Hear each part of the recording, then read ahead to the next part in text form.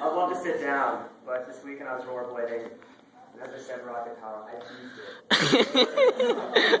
You can't really sit down that comfortably right now. Thanks for this question.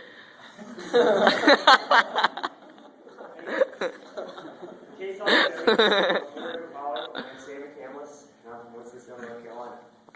Over the years, Chattanooga has become the place I fondly call home, and I'd like to talk to you all tonight about how the people in this youth group have made that happen. If you think about it, Jesus hung out with a bunch of broken outcasts, harlots, tax collectors, people just like you and me. So, before I begin, I compliment this youth group for reaching out to the outcasts like me. The story begins where I outcasted myself sophomore year. The college chaplain Dietrich, often says that the measure of a dorm is how the least of that dorm is treated. Well, sophomore year, I was certainly among the least in my dorm. I purposely avoided relationships.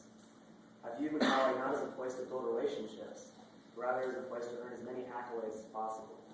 Well, I had straight A pluses, created a youth service project for a school organization, was one of the few underclassmen dressing out for varsity lacrosse games, and even won a $1,000 essay contest. I was rotting away inside. If you ever think that one more achievement will make you feel complete, think again. Taking advantage of opportunity is important, but to demonstrate how consumed I was with the world until this past semester, the world for me being grades, listen to this exchange. A couple of weeks ago, a friend of mine named Derek asked me, David, what's an irrational fear you have? I told her, ECTs. Me too. You're so small. It didn't cost me. I said, yeah, I'm not really afraid of them anymore because it's second semester. She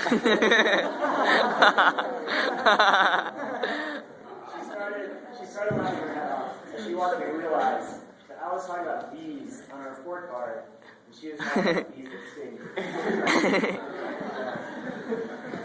That's an example.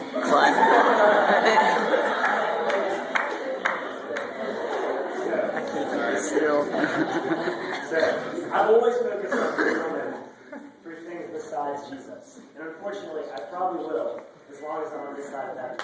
But sophomore year, my situation was truly dire. I never really realized this until spring break of my sophomore year. I was bragging to my dad about how all these successes in my classes. He said, Dave, if you knew you were going to die today, who would you invite to your funeral? The list was terrifyingly short. I needed Jesus, and I needed Jesus-focused community.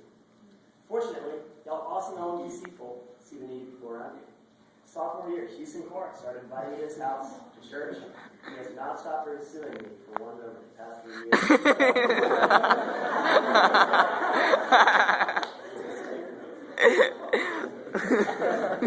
years.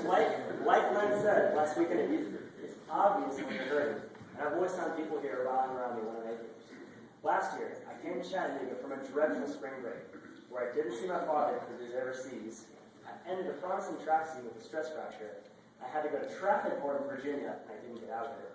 My aunt was diagnosed with cancer, and my girlfriend 8 months broken.